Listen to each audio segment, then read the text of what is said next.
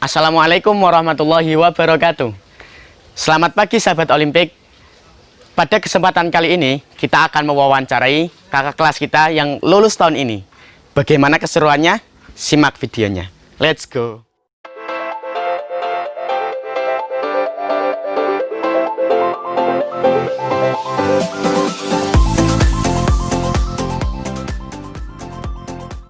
Oke sahabat Olimpik, langsung saja kita menuju kakak-kakak yang akan diwawancarai. Mungkin bisa kenalan dulu satu persatu, mulai dari namanya siapa kak? Muhammad Bagus Abu Bakar. Muhammad Bagus Abu Bakar. Yang ini?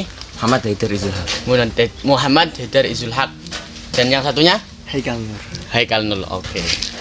Baik, ini Kak Bagus, Kak Izul, Kak Haikal. Baik, mulai dari pertanyaan pertama, bagaimana perasaan kakak setelah 6 tahun di sini dan pastinya kan tidak semuanya indah kak, ada apa sih namanya ya, tidak enaknya juga, atau kita sebut berat lah, atau ada beratnya juga. Mulai dari Kak Izul mungkin. Ya, selepas dari sini saya merasa senang. Senang ya, karena bebas dari peraturan. Oke, bebas dari peraturan. Tapi juga ada sedihnya. Kenapa karena sedih? kita berpisah dengan teman-teman kita, dengan adik-adik kelas. Nah, dan itu tidak akan pernah saya lupakan. Oke. Kak Bagus mungkin. Selepas saya lulus dari sini, sebelumnya ya kita putar balik dulu. Oke. Waktu mondok emang sering berat. Oke. Nah, tapi saya percaya waktu berat itu, saya percaya bahwa berat itu akan habis ketika lulus kemudian. Kak Haikal. Kalau saya, ada kalanya kita senang karena kita sudah menyelesaikan studi kita selama 6 tahun. Ya banyak yang telah kita lalui. Dan ada kalanya kita juga gimana ya? Kita juga sedih atau susah karena setelah kita selepas dari sini bukanlah akhir dari semua cerita. Tapi mulailah sebuah cerita yang lebih panjang lagi, mulailah perjuangan yang lebih panjang lagi yang harus kita lalui di masa depannya nanti. Oke. Selanjutnya nih kak, kebetulan angkatan kakak kan angkatan terakhirnya menjumpai UN. Dan karena adanya pandemi virus corona, akibatnya kan UN ditiadakan. Pendapatnya kakak bagaimana kak? Apakah kakak orang yang setuju atas tidak adanya UN atau orang yang tidak setuju? Mulai dari Kak Bagus mungkin. Saya setuju aja karena UN itu bukan patokan untuk diri kita. Tapi bagaimana kita bisa menyikapi bahwa dengan tidak adanya UN kita masih bisa berkarya. Dari Kak Haikal mungkin.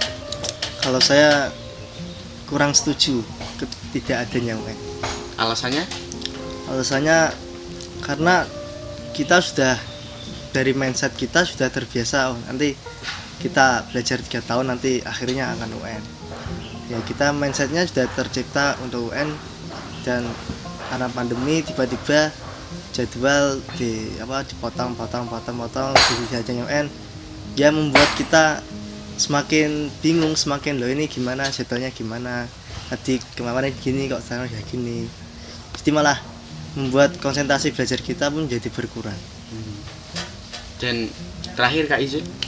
Ya, sangat tidak setuju. Alasannya kak sangat tidak setuju?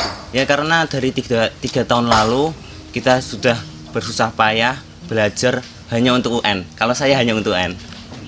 Loh kok tiba-tiba di akhir tahun tidak ada? Wah, itu sangat tidak setuju. Sekali.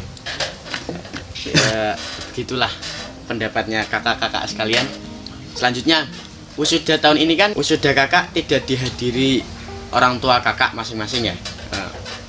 Suka dukanya apa kak? Mulai dari Kak Haikal mungkin. Ya pasti kita kecewa, kalau kecewa itu pasti. Kan kita memulai dengan didampingi orang tua, kita mau mengakhiri momen-momen spesial. Kejadiannya orang tua pasti membuat kita sedikit ngedown lah atau gimana seperti itu, jadi kurang percaya di insecure gitu. Kak Bagus bagaimana? Ya sangat sedih dan kecewa karena jika kita lulus kita akan berbanding pada siapa? Pastikan orang tua. Nah ini nggak ada orang tuanya, sama siapa coba? Dan terakhir Kak Izul. Sangat kecewa. Kak Ya Izul. karena orang tua kita tidak melihat apa ya hasil dari perjuangan kita itu loh. Di akhir orang tua kita tidak melihat semua itu. Dan juga saat kemarin wisuda hanya sebentar, jadi kurang sakral. Oh, kurang sakral. Tidak sakral. Tidak sakral ya. Tidak ada pendamping dari awal Iya. dan di akhir pun tidak mendampingi. Iya. Oke, pertanyaan selanjutnya ya Kak ya. Pas waktu kakak kelas 11 kan otomatis kakak menjadi pengurus ya, atau dalam bahasa kita kan osmik ya. Iya. Kendalanya itu apa Kak? Mulai atau dari kendala santri, bisa juga atau dari satu sama lain pengurus. Mungkin bisa disampaikan Kak Bagus dulu. Kendalanya yang paling susah itu ya ngatur awak-awakmu itu. Iya.